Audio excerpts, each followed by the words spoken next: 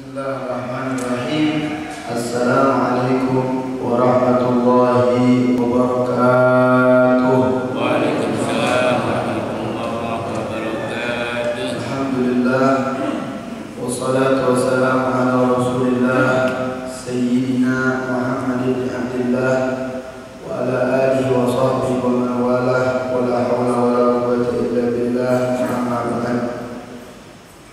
Hadirin wal hadirat yang dimuliakan Allah Subhanahu wa taala. Alhamdulillah, kita bersyukur kepada Allah Subhanahu wa taala yang mana Allah sampai saat ini masih memberikan kita nikmat iman Islam dan nikmat bisa terus ibadah kepada Allah, melaksanakan perintah Allah Subhanahu wa taala yang sudah kita lakukan, yaitu sholat subuh berjamaah.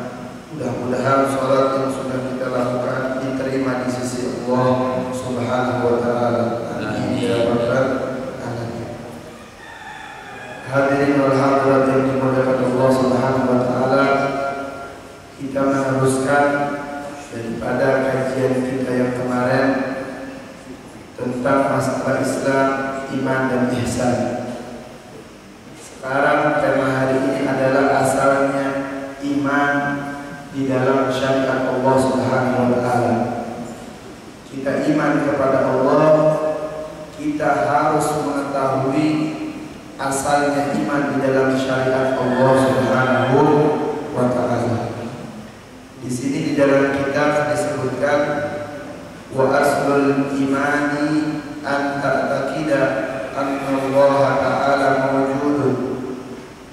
Dan asalnya iman di dalam syariat Islam, di dalam agama kita, agama Islam, anta taqidah anna Allah ta'ala mawjudun, menekankan atau meyakinkan sesungguhnya Allah Subhanahu wa taala mawjudun, itu ada.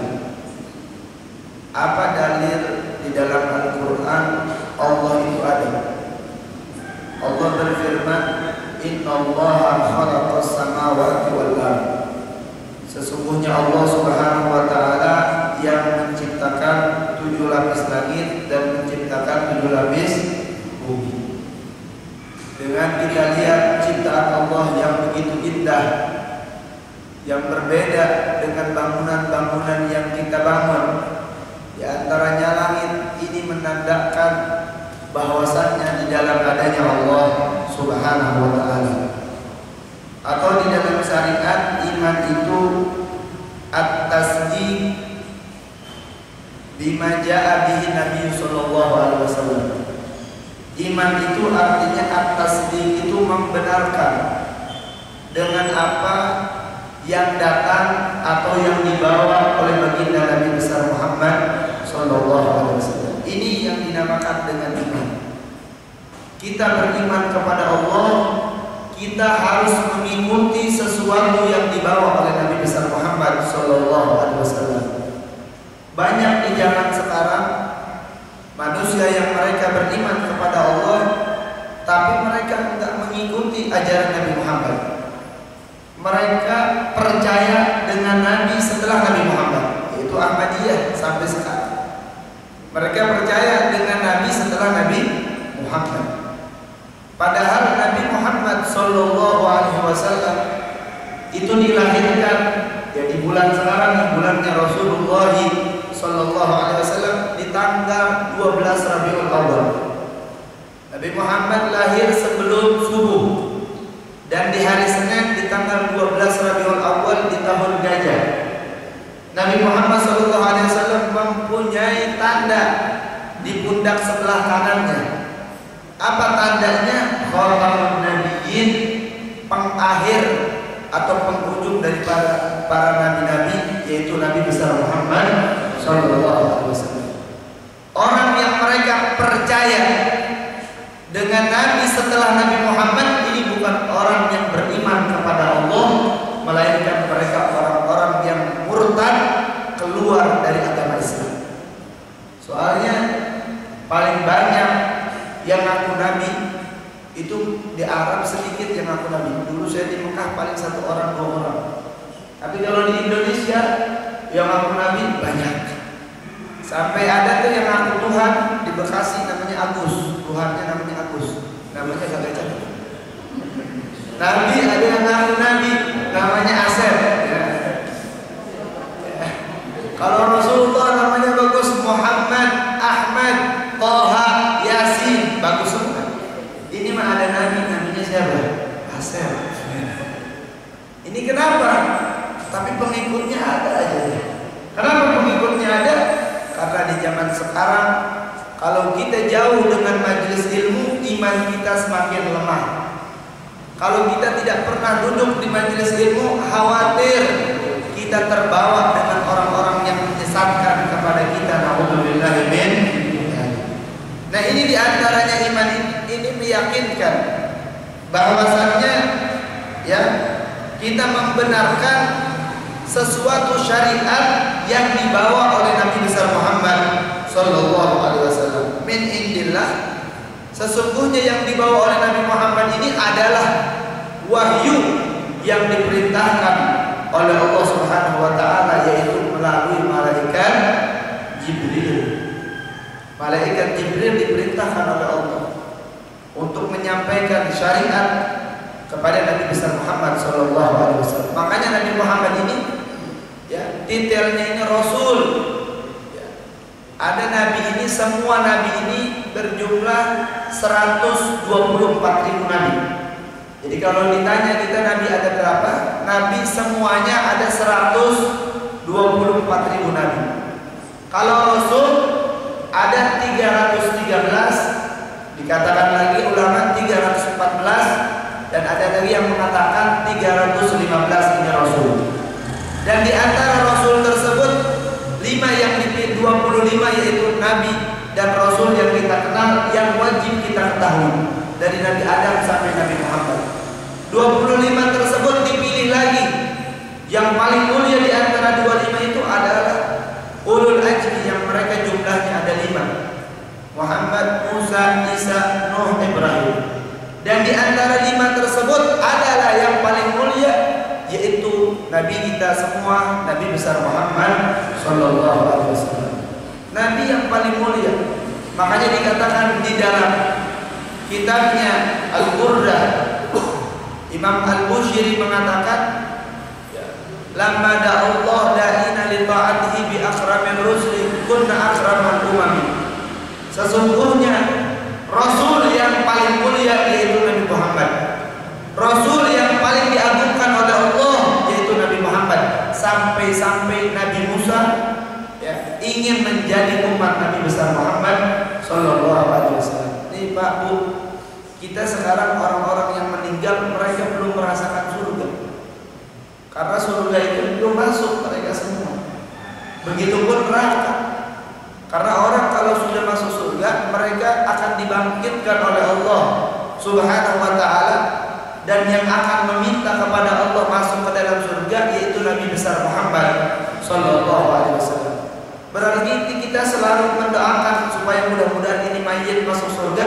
Maksudnya kuburan, yang di kuburan tersebut diterangi oleh Allah Subhanahu wa taala, yang mana tempat kuburan itu seperti tempat surganya Allah Subhanahu wa taala. Belum ada yang masuk ke dalam surga terkecuali Nabi Idris alaihissalam. Ya, kita umat Rasulullah pun belum ada. Cuma mereka ulama-ulama yang mereka bermimpi masuk surga, itu adalah kenikmatan dari Allah Subhanahu wa taala. Akan tetapi setelah manusia ya, semuanya dibangkitkan di padang mahsyar, baru di situ Nabi Muhammad meminta kepada Allah untuk memasukkan semua umat Nabi Muhammad ke dalam surganya Allah Subhanahu wa taala. Makanya kita umat yang terakhir, tapi insya Allah kita umat yang akan memasuki surga di awal. Kita akan umat yang akan memasuki surga terlebih dahulu daripada umat-umat yang lain. Ini daripada rahmatan lil alamin, kasih sayang Nabi Muhammad sallallahu alaihi wasallam. Jadi iman ini harus membenarkan ya, perkara yang datang dari Nabi besar Muhammad sallallahu alaihi wasallam. Jangan sampai kita segala sesuatu ini membid'ah-bid'ahkan ini enggak boleh. Karena bid'ah ini ada 5 hukumnya. Ada bid'ah wajib, sunnah, mubah, haram dan makruh. Jangan sampai sedikit-sedikit bid'ah. Ini harus kita kaji. Karena kalau kita bicara tentang bid'ah, kita pun ada di zaman sekarang bid'ah karena kita nggak hidup di zaman Nabi besar Muhammad Sallallahu Alaihi Wasallam. Semua jasad kita bid'ah. Ya, artinya bid'ah itu sesuatu yang tidak ada di zaman Nabi besar Muhammad Sallallahu Alaihi Wasallam.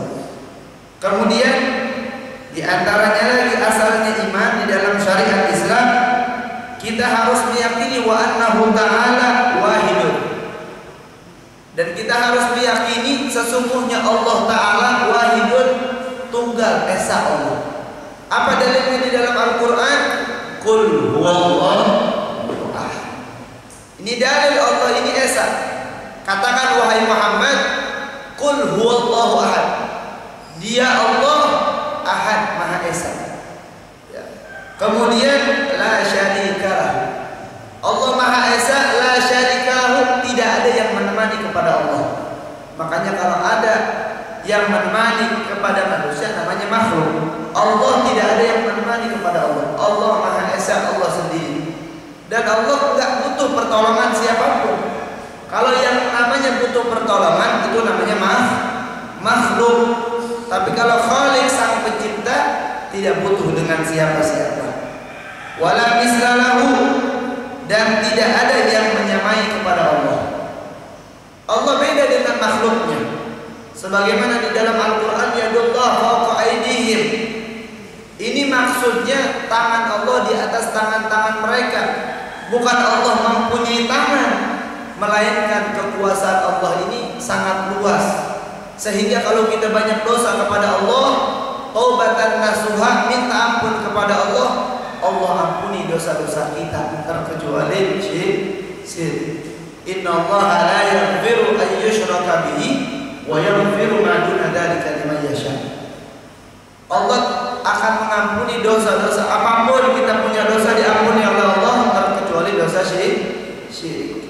Ini syirik ini menyekutukan Allah Subhanahu wa taala. Terus kemudian wala syibahalah, dan tidak ada yang menyerupai kepada Allah. Tidak ada yang menyamai kepada Allah dan tidak ada yang menyerupai kepada Allah. Beda dengan kita, terkadang kita mah ya, orang tua kita lahir kembar itu mirip. Ya. Terkadang kita pun kemana-mana ada mirip kayak kita. Ya, tangan kita sama. Tapi kalau Allah beda dengan makhluknya. Jangan dibayangkan Allah itu sama dengan kita. Allah beda. Allah itu berbeda dengan kita. Makanya di dalam ilmu tauhid, keyakinan kepada Allah ini adalah suatu iman kepada Allah Subhanahu wa taala. Laisa kamitslihi syai'un. Tidak ada sesuatu sedikit pun yang menyerupai Allah Subhanahu wa taala. Allah tidak dilahirkan dan Allah tidak melahirkan. Lam yalid wa lam yulad. Jadi jangan dibayangin Allah ini sama seperti kita, tidak. Dan Allah ini fan, Allah ini kekal, enggak hancur. Kalau manusia bak, Allah ini bak, kalau manusia fan. Allah ini kekal, beda dengan makhluknya. Makanya ibu-ibu, bapak-bapak nih, kalau ada orang yang katanya ketemu dengan Allah, itu nggak bisa. Sebab kenapa?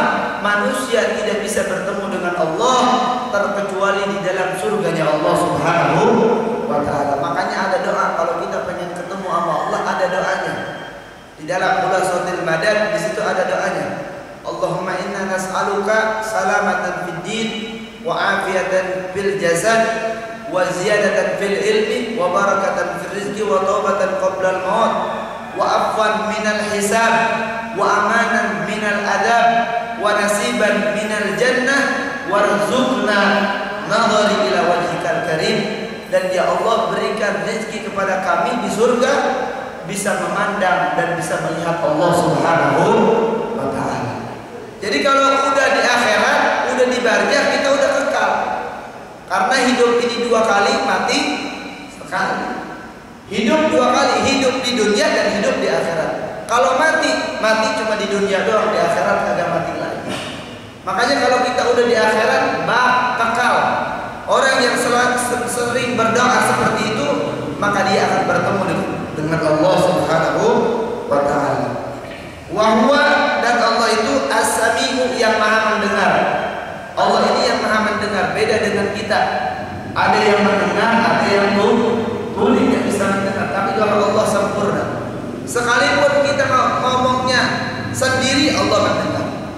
Nggak ada siapapun yang mendengar kepada kita, ya. Tapi Allah mendengar apa yang selalu diucapkan di dalam keseharian kita. Sebab Allah ini maha mendengar.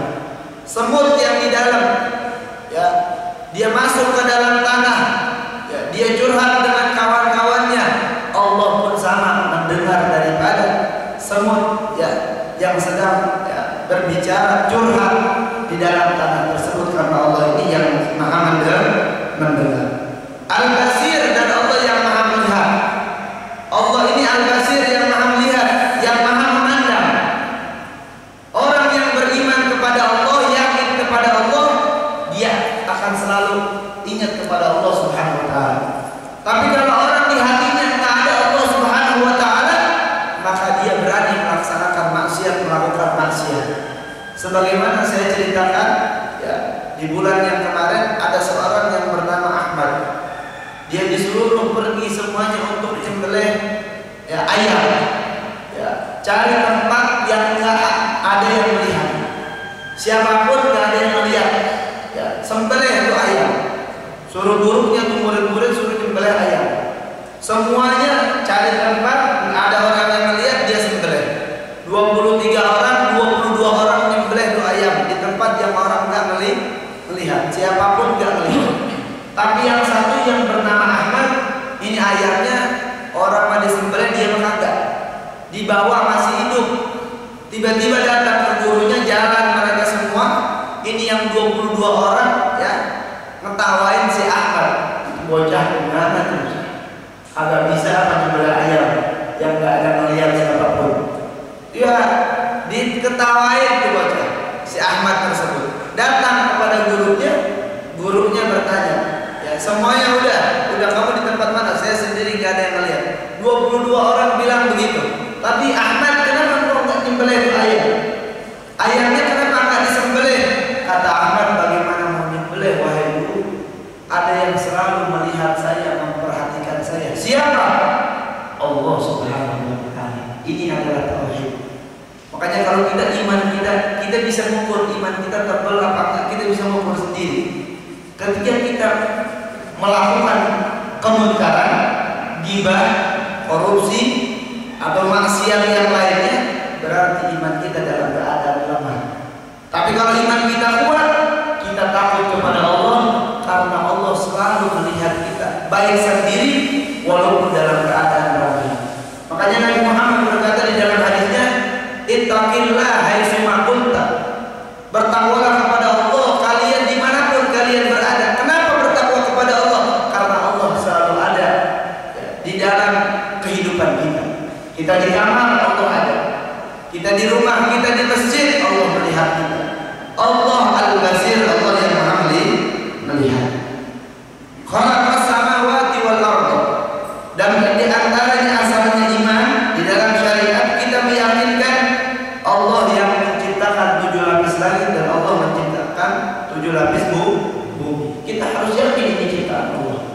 Kalau enggak, ini bukan ciptaan Allah, maka kita murtad. Iman kita dicabut oleh Allah Subhanahu wa taala. Makanya saya katakan iman kita dicabut oleh Allah ketika kita dalam keadaan maksiat. Makanya kemarin dikatakan wal amru min makrillah, jangan pernah tertipu dengan makar Allah. Artinya apa? Jangan pernah kita maksiat yang maksiat ini menurut kita nggak dosa. Ini pertipuannya Allah. Sehingga kalau orang dalam keadaan maksiat, imannya nggak ada. Contoh, ada orang mabuk-mabukan meninggal. Ini secara agama ini mereka dalam keadaan su'ul khatimah. Kenapa sebabnya? KTP-nya Islam, tapi mereka matinya dalam keadaan maksiat, dalam keadaan zina. Alhamdulillah. Sebab ketika maksiat, iman kita dicabut oleh Allah Subhanahu wa taala. Makanya kalau mati dalam keadaan sakit, wafat dalam keadaan sakit, insya Allah ya mereka adalah orang-orang yang husnul khatimah. Tapi kalau dalam keadaan maksiat, saksikan mereka adalah orang-orang yang mati dalam keadaan su'il khatimah. Karena ketika maksiat tersebut, iman mereka dicabut oleh Allah Subhanahu wa taala. Akan tetapi kelar daripada maksiat, imannya dikembalikan oleh Allah Subhanahu wa taala. Makanya kita minta Allah wafat dalam keadaan husnul khatimah, dalam keadaan beribadah kepada Allah Subhanahu wa taala. Kemudian wa khalaqal mauta wal hayata. Dan Allah ini yang menciptakan kematian. Jadi kita jangan takut yang namanya penyakit. Yang namanya kematian ini enggak ada yang tahu. Siapapun orangnya, ya, mau pejabat kah, ya, mau RT, RW, ustaz, semuanya bakalan mati. Semuanya bakal mati. Ya. Makanya kita harus siap-siap ya untuk bekal kematian kita. Orang nggak bisa menghalangi kematian, nggak ada yang bisa. Karena kematian itu yang menciptakan adalah Allah Subhanahu wa taala. Harta kita orang nih, harta 30% udah apa? Kalau emang ajal kita udah meninggal. Kotor orang duduknya kotor terus ya. Dia ngambil sampah kotoran tuh apa.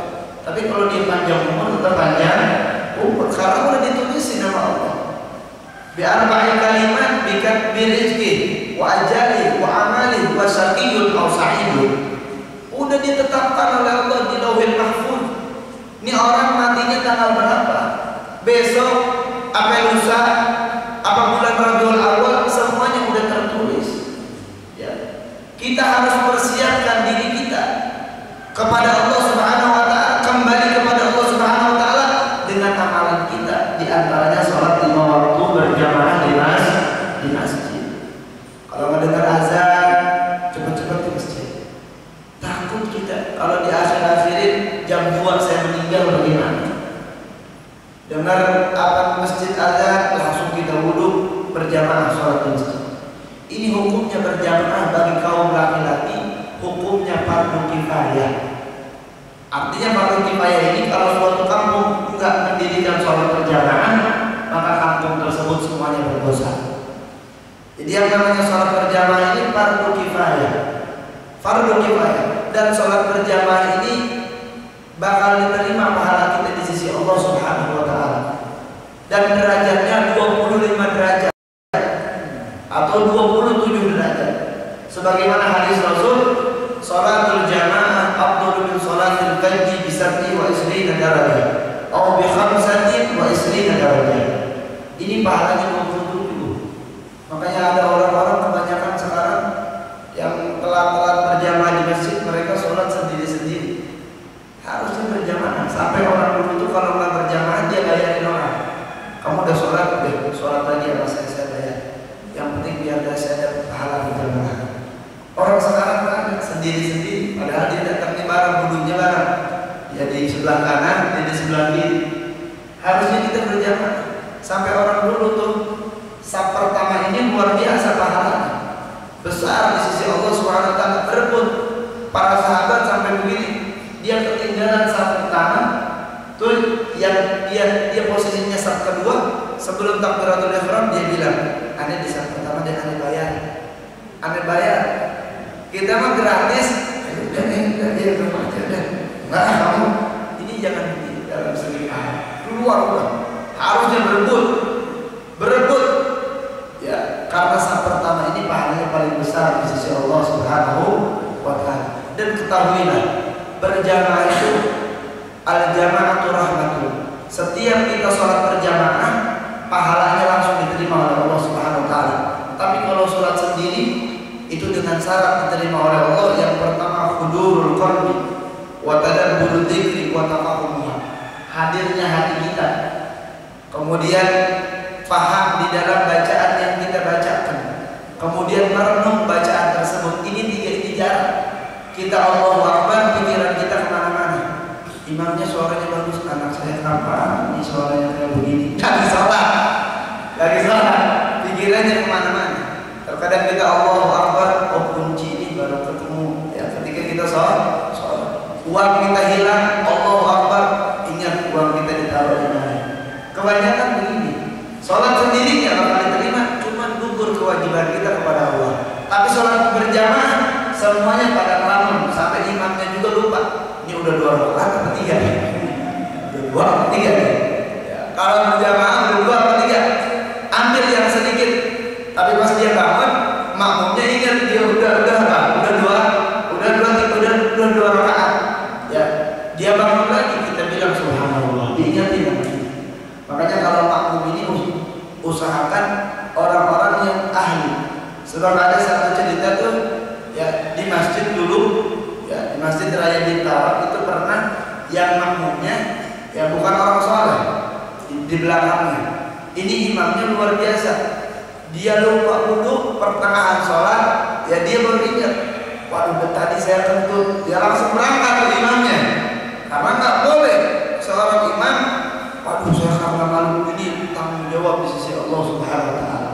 Wajib dia batalin. Terus gimana nih makmumnya? Bubar seketika. Karena nggak ada yang paham ilmu fikih. Harus ada yang paham ilmu fikih dan ke depan. Yang paling depan ini dia menjadi imam. Pimpin semuanya. Yang belakang maju lagi kalau yang kosong.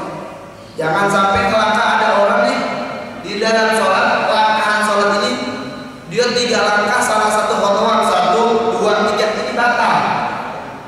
Sholat nggak boleh begitu. Ketika di saf pertama ada yang kosong, nggak boleh melangkahnya 3 kali langkah, itu nggak sah.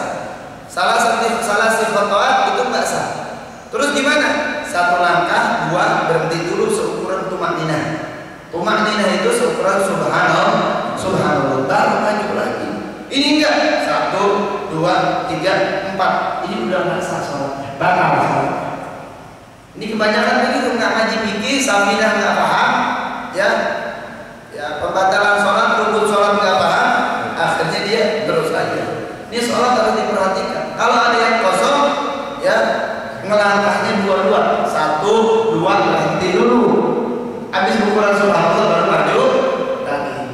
Ya, jangan sampai di depan kosong. Ya kita maju yang di belakang. Ini kalau imamnya misalkan dia ngebatalin, ini yang makmum di depan ini maju ganti imam. Ini mah enggak kata orang-orang kagak paham semuanya, akhirnya pada ngikutin ngebatalin. Terus kemudian kita lanjut, asalnya iman ini terus khalaqal maut, jadi Allah yang menciptakan kematian. Yang namanya mati ini makhluk, penyakit. Cuman orang kalau penyakit corona ada yang kena, ada yang enggak. Yang kena ini yang enggak banyak istighfar, yang enggak banyak salawat. Kalau banyak salawat insya Allah kita enggak kena. Baca tuh tiap maghrib Ratibul Haddad biar kita enggak kena penyakit itu. Ya. Jika mudah-mudahan semuanya di sini dijauhi dari penyakit corona ini. Nah, jadi kematian itu Allah yang menciptakan. Nggak bisa namanya manusia ini yang menghalang-halangi kematian. Ada orang yang begini, kiamat ya 2012 tanggal 12 bulan 12 kiamat duluan. Nggak ada yang tahu kematian itu. Kiamat nggak ada yang tahu.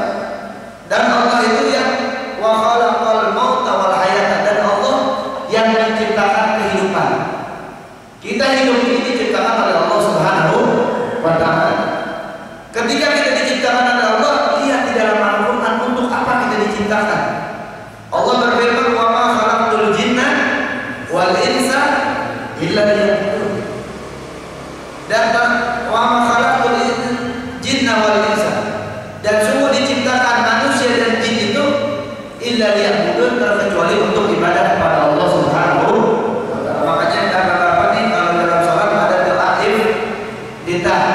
di situ ada inna salati wa nusuki wa mahyaya wa mamati lillahi rabbil alamin. Ini perjanjian kepada Allah.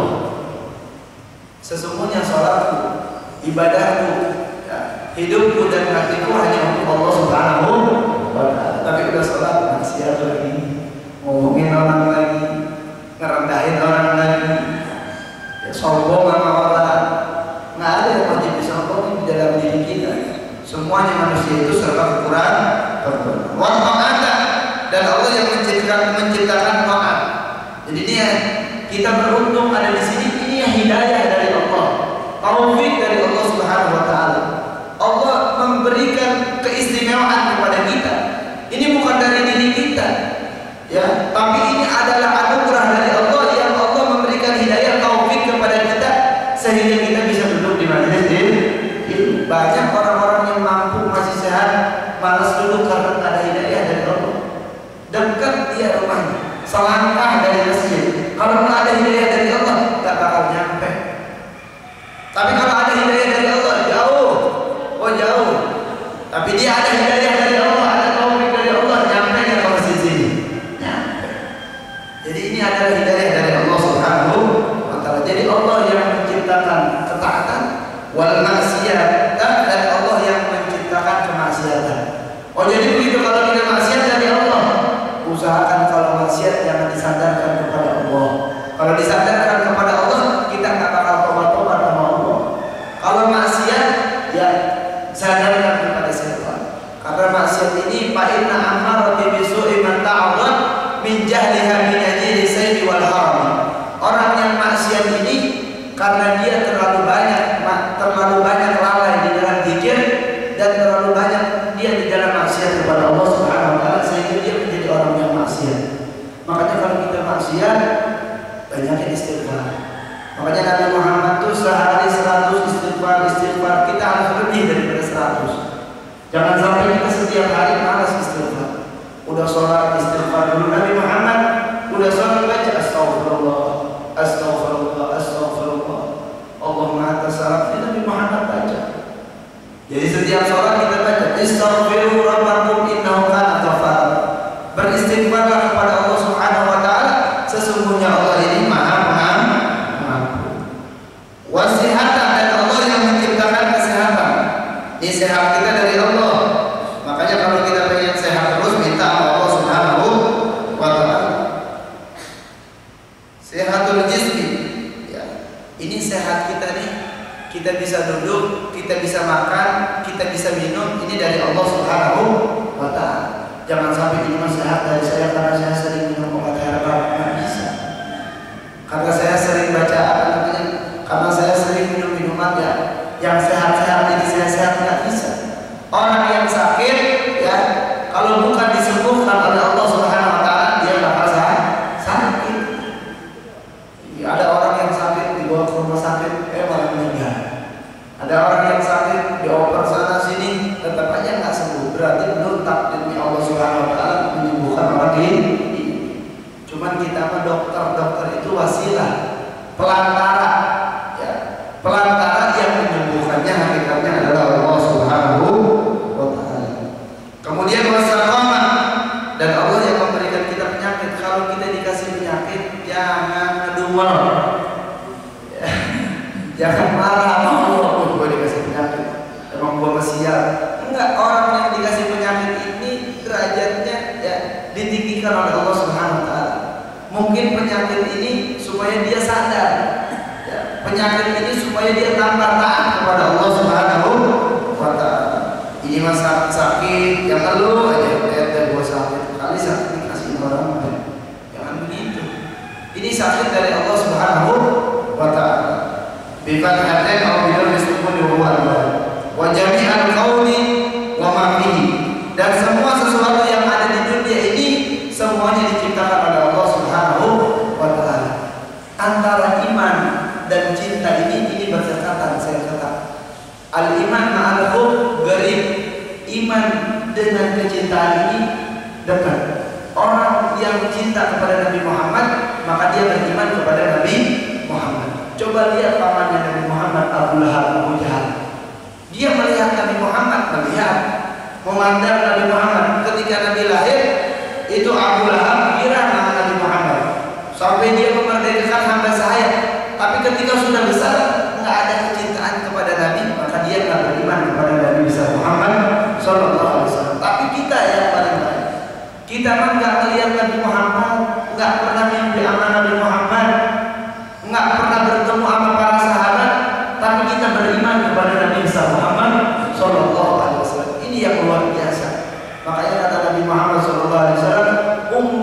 yang mereka nggak melihat kepadaku, maka mereka akan masuk surga. Tentu imannya lebih tebal daripada orang-orang yang hidup di masa Nabi besar Muhammad Sallallahu Alaihi Wasallam. Ini iman kita kuat, makanya jangan sampai iman kita lemah ya dengan kecintaan kita kepada Nabi besar Muhammad Sallallahu Alaihi Wasallam. Makanya ada satu orang sahabat ya, ini kebiasaan sahabat, ada sahabat Nabi yang suka bikin Nabi Muhammad senyum. Ya kayak stand up komedi itu di zaman Nabi Muhammad ada juga. Ya, ada satu sahabat nih yang sering bikin Nabi Muhammad apa? Senyum. Tapi Nabi Muhammad sering ketika melihat dia senyum terus. Ya, yang bernama siapa itu? Yang suka bikin Nu'aiman. Sahabat Nu'aiman di dalam hadis ini Nu'aiman imannya tebal sama Allah. Tapi ini Nu'aiman orangnya selalu iseng sama Nabi Muhammad. Selalu bikin iseng sama orang. Tuh dulu Nu'aiman pernah karena imannya kuat kepada Allah, ini masuk surga duluan Nu'aiman nanti. Sahabat Nabi yang suka bikin senyum Nabi Muhammad. Sahabat namanya siapa? Nu'aiman. Tuh Nu'aiman pernah ya suatu hari ya di zaman Nabi Muhammad, Abu Bakar Siddiq mau berniaga dagang. Ya, para sahabat dulu dagang ini perjalanannya sahabat, makanya kalau kita dagang bersyukur. Nabi Muhammad pun dagang. Ini sahabat Nabi Muhammad ini Nu'aiman pernah dibawa oleh sahabat yang bernama Abu Bakar Siddiq. Abu Bakar bilang, ya Rasulullah, saya mau bisnis nih, saya mau tijarah nih. Kalau di Arab di tijarah ini, kalau di Indonesia kan kalau dagang baju apa semuanya itu kemana? Ke tanah abang ya, bukan tanah saya, tanah abang. Kalau di sana ya kotanya namanya Syam. Di Syam itu tempat dagang begitu kayak di tanah abang. Cuman Abu Bakar Siddiq bahwa yang bernama sahabat Nu'aiman, di dalam hadis Ibnu Majah diceritakan bahwa sahabat yang bernama Nu'aiman, ya Rasulullah, ada mau bawa sahabat 10. Satu lagi yang bernama Nu'aiman yang mau bawa. Nu'aiman dibeli tiket ya, mau berkesan, mau jalan-jalan ke kota. Akhirnya ketika itu sahabat semuanya dibawa oleh Abu Bakar Siddiq. Ini orang yang selalu beriman kepada Allah, walaupun begini tetap masih dicinta Allah Subhanahu wa Ta'ala. Sahabat Nu'aiman tiba-tiba datang di kota Syam, semuanya dibagi masing-masing tugas. Ini 10 sahabat, ini tugasnya ini. Kamu yang satu ya jaga makanan, takut ada yang ambil. Ini kasih makan, kalau udah sholat zuhur berjamaah baru kita makan. Kalau di Arab itu makan itu kalau pagi namanya futur, sarapan doang pakai roti. Ya kalau siang namanya goda, ya makan nasi tuh. Ya cuma nasinya nasi apa? Bukhari ya, nasi kemuli gitu ya. Kemudian kalau nanti makan lagi kapan? Itu makan lagi ba'da isya, namanya asya. Goda, asya, futur, itu 3 kali orang Arab kalau makan. Nah itu suruh nungguin satu sahabat nunggu makanan. Yang 9 lagi dia jaga barang-barang Abu Bakar Siddiq. Yang satu Nu'aiman bilang sama Abu Bakar, ya Abu Bakar, saya bagian apa? Kata Abu Bakar, Nu'aiman, lu mah nggak dikasih tugas, lu mah udah jadi mandor aja, liatin tuh begitu. Liatin yang jaga, lihat yang jaga makanan. Jadi mandor kagak jelas dia. Ya, pulang balik begitu. Akhirnya orang kagak jelas itu biasanya lapar. Laparnya bukan jam 12, jam 11 dia udah lapar. Akhirnya dia datang ke tempat mana? Makan. Ya. Yang dijaga oleh sahabat ya. Akhirnya dia minta, wahai sahabat ya, aneh lapar nih, mau makan minta satu dah. Tuh kata sahabat, nggak boleh. Ini amanah dari Abu Bakar Siddiq, makannya setelah apa? Sholat zuhur. Tiba-tiba udah sholat zuhur, ya kata dia ini sholat zuhur masih sejam lagi, masih lama. Udah ada minta satu. Kata dia kagak boleh. Ini amanah dari Abu Bakar Siddiq. Kalau begitu ya udah. Kata Nu'aiman, gue bakal bikin perhitungan sama lo. Ini sahabat udah takut juga ya, Nu'aiman suka bikin kesel juga gitu. Akhirnya kata dia, udah nggak apa-apa. Lo mau bikin perhitungan apa aja nggak jadi masalah. Ini amanah dari ini amanah dari Abu Bakar Siddiq. Seketika itu Nu'aiman pergi ke pasar Syam. Di pasar dulu ada jualan orang, namanya jualan hamba sahaya. Jualan apa? Namanya jualan abid. Kalau abid laki-laki, kalau ama perempuan.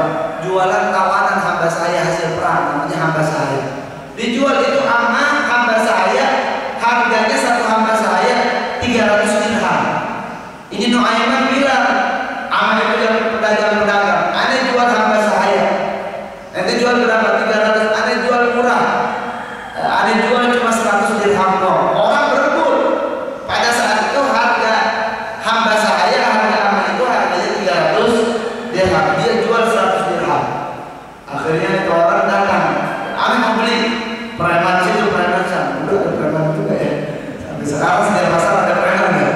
Ada. Pentolannya. Akan beda itu udah pentolannya. Di mana lu jual Aiman? Saya jual, cuman hamba saya dari di sana. Saya jual 100. Ya udah, saya tadi bayar dulu. Ya, dibayar. Tapi dia punya kekurangan, makanya saya jual 100. Apa kekurangan dia? Kata dia kalau dia ditangkap, dia bilang ada bukan hamba saya. Kata dia yang beli, tidak apa-apa. Saya nggak butuh bacot dia, butuhnya kerja dia aja dah. Akhirnya dikasihlah 100 dirham. Aiman yang dibawa ke orang yang pembeli itu ditunjukin, itu tuh yang mau ya apa saya lagi jaga makanan. Diambil akhirnya, sama berbawa Syam. Diambil, dipegang tangannya, dibawa langsung sama dia. Ya, kata dia ini apa? Lu udah dijual sama Aiman, lu hamba saya, udah gua bayar. Kata dia saya bukan hamba saya bukan hamba saya. Emang kekurangan ente ini ngakunya begitu. Soalnya tadi Aiman bilang saya bukan hamba saya. Emang tadi dia bilang dia punya kekurangan makanya bukan hamba saya. Akhirnya itu dibawa bukan hamba saya, emang rendah dibawa ke kota Syam. Tiba sholat zuhur, Abu Bakar Siddiq sudah sholat berjamaah. Tiba-tiba Abu Bakar nyari ya sahabat yang nunggu makanan. Ini mana yang sahabat nunggu makanan? Kata Aiman apa? Ya Abu Bakar Siddiq saya jual. Ya Abu Bakar Siddiq saya jual. Kata Abu Bakar Siddiq, ya Allah, lu jual kemana? Jual ke pentolan yang di Syam. Habisnya masalah gua lapar tadi kasih makanan. Akhirnya dicari, yang ditembus akhirnya 300 dirham. Seketika itu Abu Bakar Siddiq pulang ya ke kota Makkah, dan seketika itu Abu Bakar Siddiq bercerita kepada Nabi Muhammad tentang Aiman. Itu Nabi Muhammad senyum ya dengan mendengar cerita daripada Aiman. Kenapa Aiman walaupun lisan Nabi Muhammad cinta? Karena imannya kuat. Dia melakukan sesuatu dia jujur. Ya, enggak kayak kita. Ya, kita mencuri, kita nyebarin aib orang, enggak pernah kita ngaku. Tapi kalau Aiman dengan polosnya dia ngaku. Dan pernah juga Aiman ini di zaman Sayyidina Utsman radhiyallahu anhu. Ini Aiman ini bikin kesal Sayyidina Utsman. Khalifah Sayyidina Utsman, Aiman masih ada, masih hidup. Itu Aiman bolak-balik di masjid, lagi galau, dia lagi banyak masalah. Aiman banyak masalah dulu tuh. Di dalam hadis di Ibnu Majah. Habis begitu banyak masalah, akhirnya ada orang buta mau kencing. Orang buta mau kencing. Akhirnya kata Aiman, gua lagi bingung, lagi sumpah, ini orang ngikut juga. Mudah-mudahan dia ngikut juga, mudah-mudahan dari sini.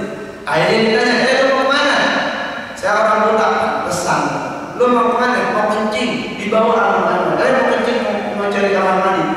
Ini kalau di Arab ini masjid sama kamar mandi itu jauh. Coba yang udah ke Mekah, dekat nggak sama kamar mandi? Di Madinah dekat nggak sama kamar mandi? Ya, kalau kita mah enggak. Orang sekarang jalan-jalan kemana nyari masjid buat kencing doang. Karena kalau di masjid kencingnya gratis, sholatnya mah kagak. Ya, itu begitu. Ya akhirnya dibawa sama Aiman, ditaruh di depan imam. Nih kamar mandi, dia buka celana dia kencing. Makanya ada di dalam ilmu fikih, kalau orang kencing orang buta jangan diteriakin. Dia kalau diteriakin dia kaget, akhirnya air kencingnya kemana-mana. Itu orang buta yang di jalan Aiman kencing di depan apa? Di depan apa? Tempat imam. Di mimbar dia kencing. Sahabat udah pernah kencing. Lu kencing di mana itu? Ini kamar mandi kata dia. Bukan itu tempat imam. Astagfirullahaladzim. Dia bilang begitu. Akhirnya itu orang buta, saya tadi ada yang nganterin ke sini namanya Aiman kata dia. Saya bakal ketemu sama Aiman, saya bakal pukul pakai tongkat dia punya tongkat orang muda ini, saya bakal pukul dia katanya. Akhirnya dia keluar lagi mau cari Aiman. Akhirnya ketemu sama Aiman, cuma Aiman suaranya dibedain. Ketemu Aiman, aduh orang buta tadi. Dia lagi sumpah lagi minum. Dia Aiman enggak? Ganti suara pada ini Aiman. Kata dia ada dia katanya. Emang kenapa? Ada pengen ketemu sama dia. Kalau anak ketemu, anak bakal pukulin dia. Emang kenapa? Diceritain sama dia. Oh ya udah, ayo anak bawa dia ketemu Aiman. Padahal yang bawa siapa? Aiman juga. Putar-putar sama dia. Ada Sayyidina Utsman bin Affan, ini lagi sholat. Sayyidina Utsman wafatnya dalam keadaan bunuh. Sebab kalau Sayyidina Utsman lagi sholat nih, imannya benar kuat sama Allah, enggak pikirannya enggak kemana-mana. Ingat sama Allah Subhanahu wa Ta'ala. Di bawah Nu'aiman diputar-putar, udah gitu ditaruh kata dia Nu'aiman lagi sholat. Padahal yang lagi sholat siapa? Sayyidina Utsman bin Affan radhiyallahu anhu. Dia pura-pura sholat katanya. Nih Nu'aiman, dia pakai tongkat langsung dipukulin Sayyidina Utsman bin Affan. Seketika itu, ya sahabat teriak, ya, oi, itu yang dipukulin bukan Nu'aiman, Sayyidina Utsman bin Affan. Seketika itu orang buka, astagfirullahaladzim. Ini yang menunjukin saya siapa? Itu Nu'aiman. Itu Nu'aiman kebiasaannya begitu, bikin orang ketahan. Di zaman Nabi Muhammad ada orang begitu, bisa begitu kan? Cuman kalau Nu'aiman ini dia iman takwanya kepada Allah kuat. Sering dia bersama Nabi besar Muhammad SAW. Ketika dia duduk, dia pernah menangis sebab ingat tentang dosa-dosa dia. Ini namanya sahabat Nu'aiman. Ini Nu'aiman ini diriwayatkan beliau pernah, saya masuk Islam ini karena saya cinta dengan Nabi Muhammad. Jadi kecintaan dengan iman ini berdekatan. Kalau kita tidak cinta sama Nabi Muhammad, maka kita tidak akan beriman kepada Nabi Muhammad.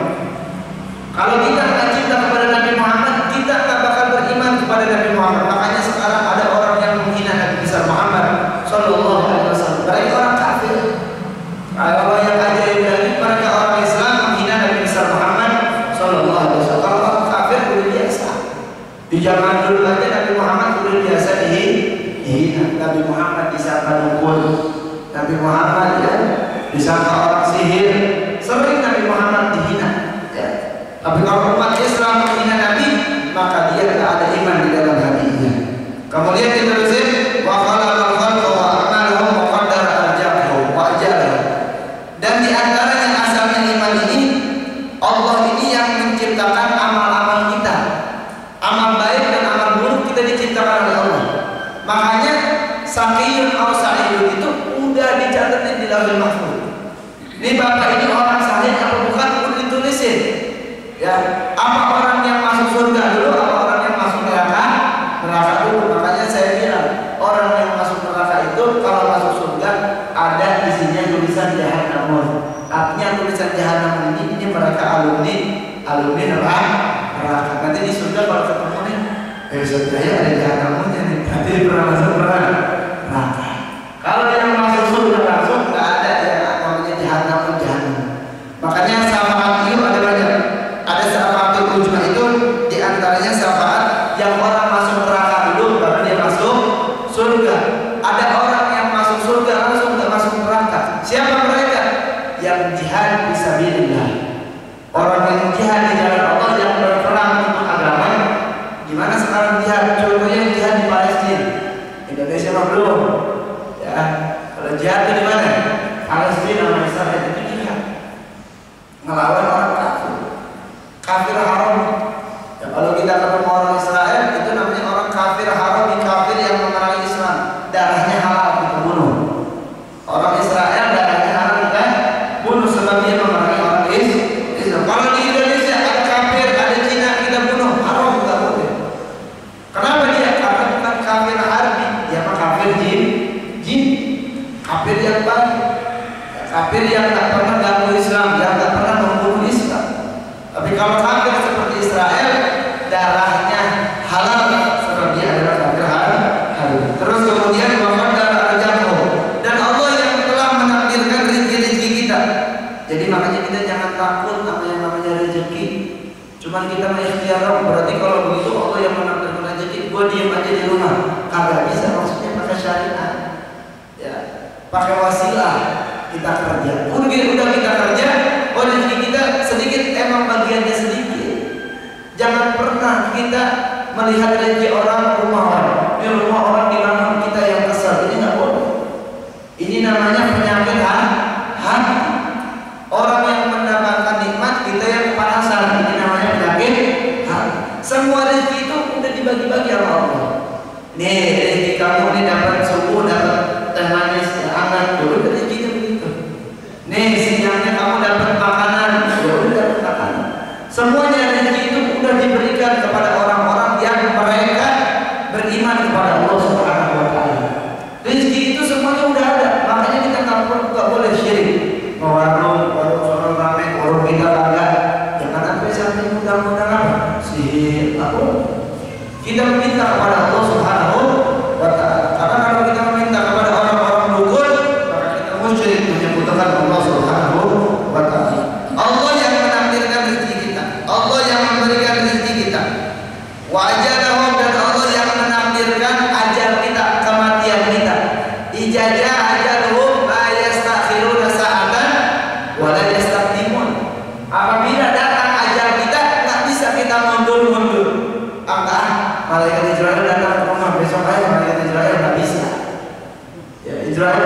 ke rumah kita, Israel nanti aja, jangan sekarang, nggak bisa. Kalau udah datang aja, udah waktunya aja, meninggal. Orang ada yang mereka ya dimimpikan oleh para ulama, kamu matinya hari ini, ya, matinya hari Senin, kata ulama. Dia di hari Senin adanya masalah di Barata di sini. Kata dia, pasti Israel datang kemana? Ke Barata. Akhirnya dia berangkat ya ke negeri Cina. Ternyata Israel lagi nungguin di Cina. Ya, buat orang ini ke Cina, akhirnya dicabut nyawanya oleh Allah Subhanahu wa Ta'ala. Ini ajar, ini nggak bisa tawar-menawar di dalam ajar. Allah yang menakdirkan waktunya meninggal, kita meninggal. Ustaz ini meninggalnya sama dukun, ustaz ini meninggalnya sama sihir, tetap yang namanya takdir itu udah dituliskan di lauhul mahfuz oleh Allah Subhanahu wa Ta'ala. La tajid wa la tanqus. Tidak akan bisa bertambah dan tidak akan bisa berkurang. Ajal kita, rezeki kita, kalau Allah udah menakdirkan segitu, nggak bisa bertambahin. Sehari kita ojek dapat 15.000, Allah takdirin 15.000, harta kita kemana-mana tuh ojek, tetap yang pulang dia dapat 15.000. Yang namanya rezeki kalau udah ditakdirkan oleh Allah segitu. Cuman yang akan bertambah rezeki seseorang itu tatkala dia bersyukur kepada Allah Subhanahu wa Ta'ala. Dia dapat 50.000 hari ini, dia bersyukur, alhamdulillah dapat 50.000. Insya Allah besoknya bakal bertambah dengan bersyukur kepada Allah Subhanahu wa Ta'ala. La in syakartum la azidannakum wa la in kafartum inna adzabi lasyadid. Orang yang bersyukur kepada Allah, maka Allah akan memberikan tambahan nikmat, tambahan rezeki, tambahan ajar. Orang yang kufur terhadap nikmat, maka dia mendapatkan siksaan yang luar biasa di hadapan Allah Subhanahu wa Ta'ala. Ini daripada penjelasan tentang masalah asal iman. Wallahu a'lam bishawab. Alhamdulillah, saya kembali katsir pada Ustaz Haji Muhammad Yahya yang telah menyampaikan pelajarannya pagi hari ini, yaitu terkait masalah asalnya iman menurut syariat Islam. Banyak yang kita dapatkan pada pagi hari ini, tentunya semuanya akan meningkatkan keimanan dan ketakwaan kita kepada Allah Subhanahu wa Ta'ala. Kita langsung pada sesi tanya jawab, silakan. Satu, ada lagi? Dua, nah, dua, ya. Silakan, mohon maaf Pak, ini kabelnya kurang panjang nih Pak, agak dikeraskan aja. Ya, saya. Assalamualaikum warahmatullahi wabarakatuh, Pak Ustaz. Berkaitan dengan iman dan bid'ah, Pak Ustaz. Mungkin zaman dulu tidak ada yang namanya merayakan hari ulang tahun, Pak Ustaz. Terus apakah zaman dulu Maulid itu udah ada gitu, Pak Ustaz? Kan Maulid juga kan merayakan kelahiran Nabi Muhammad. Itu saja, Pak Ustaz. Assalamualaikum warahmatullahi wabarakatuh. Ya, satu lagi. Assalamualaikum warahmatullahi wabarakatuh. Waalaikumsalam. Di bagian awal tadi disinggung tentang sholat bersama khususnya. Apabila di dalam sholat bersama itu kebetulan tadi ada kucing, sambil kita mendengarkan imam berdoa, ya Allah mundurkanlah kucing ini melewati sudah. Batal tidak Ustaz sholatnya? Ya, ada lagi? Cukup? Ya, jangan. Pertama, bagaimana ulang tahun itu, bagaimana ulang tahun Nabi Muhammad SAW. Pertama, ketahuilah sesungguhnya lahir Nabi Muhammad itu adalah kemuliaan buat kita, kebahagiaan buat kita lahir Nabi Muhammad SAW. Yang mana sebelum Nabi Muhammad lahir, orang semuanya dalam keadaan jahiliyah, bodoh, tak beriman kepada Allah. Setelah Nabi Muhammad lahir, maka kita beriman kepada Allah Subhanahu wa Ta'ala. Dan Nabi Muhammad banyak mukjizatnya. Di antaranya Nabi Muhammad ini pas lahir ini selalu Nabi Muhammad ini pas lahir sujud dalam keadaan khitan, kemudian bersih Nabi Muhammad sallallahu alaihi wasallam. Terus gimana ini masalah bid'ah? Ada orang yang mengatakan Maulid itu bid'ah. Ya, Maulid itu nggak ada di zaman Nabi Muhammad sallallahu alaihi wasallam. Yang nggak ada di zaman Nabi Muhammad, karena Nabi Muhammad itu belum wafat, masih ada. Dan terus dalilnya Maulid apa? Ada di dalam Al-Quran, dalilnya Qul bi fadlillahi wa bi rahmati fabidzalika falyafrahu huwa khairun mimma yajma'un.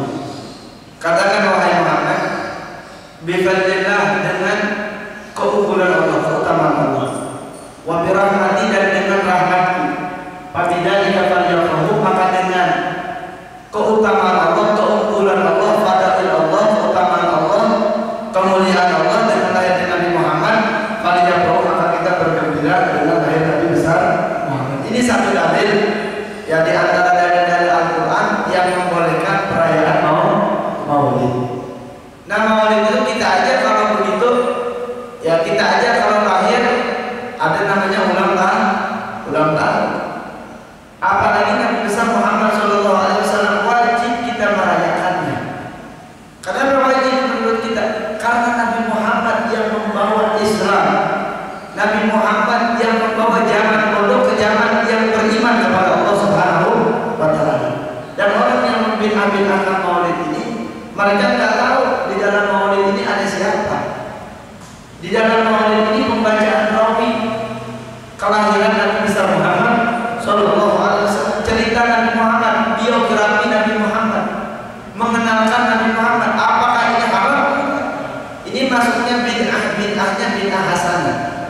Bid'ahnya pembaruan yang sunnah, bukan pembaruan yang haram.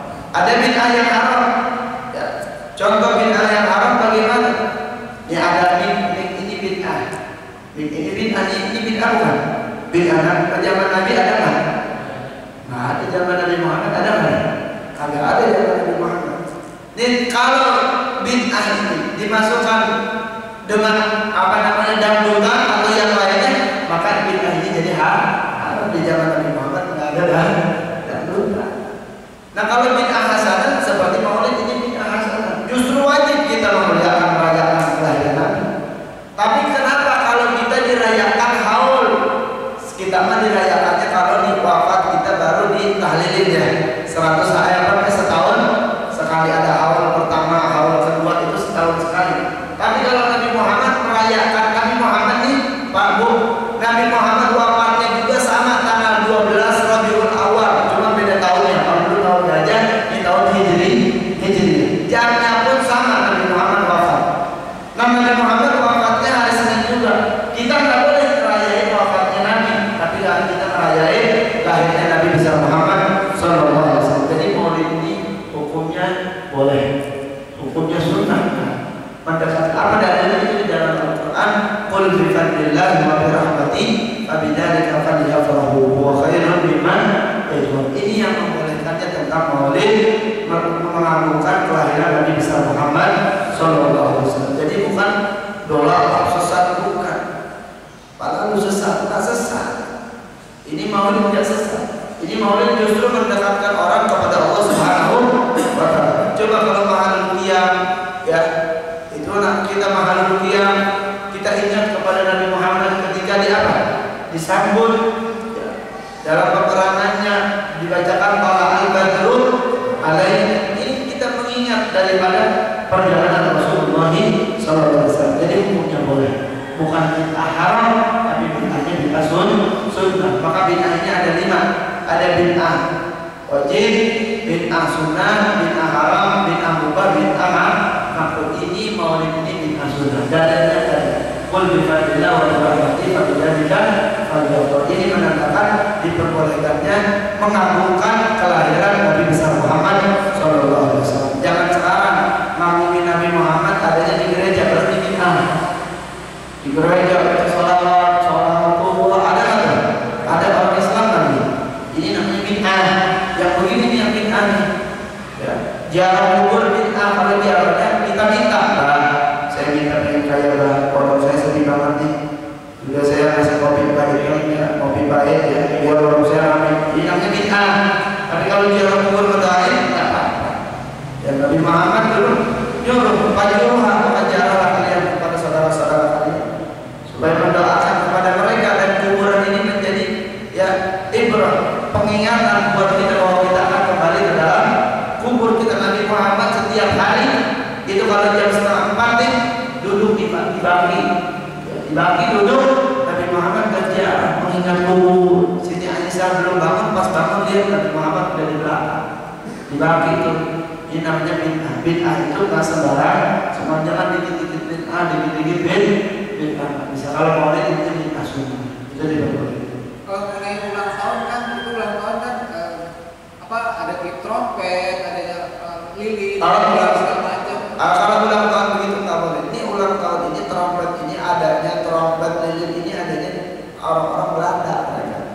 Jadi kita ini karena dijajah orang Belanda, jadi trompet sama lilin ini masih ada. Ini sebenarnya orang-orang, bukan orang-orang kita Islam bukan. Syariat Islam tidak memperbolehkan. Ya orang aneh, ini lilin mati dinyalain, ditiup tepuk tangan. Ya iyalah kalau ditiup mati ya, tepuk tangan ini nggak ada. Kalau silakan kalau bikin kue boleh, selamatan boleh, ulang tahun, tapi kalau apa? Kalau misalkan tiup lilin itu nggak boleh, haram. Tiup lilin makanya kalau saya ulang tahun, anak ulang tahun kagak ada yang tiup lilin begitu. Karena ini orang-orang bukan orang-orang Islam, awalnya orang-orang Belanda. Cuman Belandanya udah nggak ada, ya. Itu biasanya masih ada di zaman Belanda. Kalau saya bicara ulang tahun panjang kisahnya. Di antaranya Belanda yang bawa mereka. Tiup lilin, bakar lilin, ditiup ini haram, nggak boleh. Apalagi sampai baca apa namanya lampunya begitu, itu nggak boleh. Kalau bisa kita kelahiran itu sunnah. Kalau anak kita lahir ibunya puasa, supaya apa? Supaya anaknya yang tadinya susah diatur jadi nurut sama kita. Jadi kalau kita punya anak pengen nurut, pas tanggal lahirnya puasain. Ya Allah, saya puasa anak saya kira nih sampai umurnya 2 tahun, yang umur sehat. Ya anak menjadi seorang begitu. Ya itu jadi ulang tahun kalau pakai trompet. Karena tiup trompet ini haram Bu Pak. Kenapa haram? Karena trompet ini bakal ditiup kalau malaikat Israfil nanti 2 kali ditiupnya. Ya, ditiupnya sama malaikat siapa? Israfil. Jadi yang itu jangan tiup trompet ya. Jangan tiup balang aja. Ya, tiup trompet, tiup balang aja. Kalau tiup trompet itu urusan malaikat Israfil. Nanti malaikat Israfil baru tiup trompet di dunia hancur. Ditiup trompet lagi baru ya semuanya makhluk ya bakal tumbuh. Ini permasalahan dalam bulan. Kalau itu kalau apa namanya ulang tahunnya pakai lilin, ulang tahun Nabi ulang tahun apa pakai lilin, ya dinyalain tuh lilinnya. Ini namanya bid'ahnya nyalain lilinnya. Ya, bukan bid'ahnya ngagungin kelahiran. Ya, ini Belanda yang dulu bikin. Kalau saya jawab ada bid'ahnya.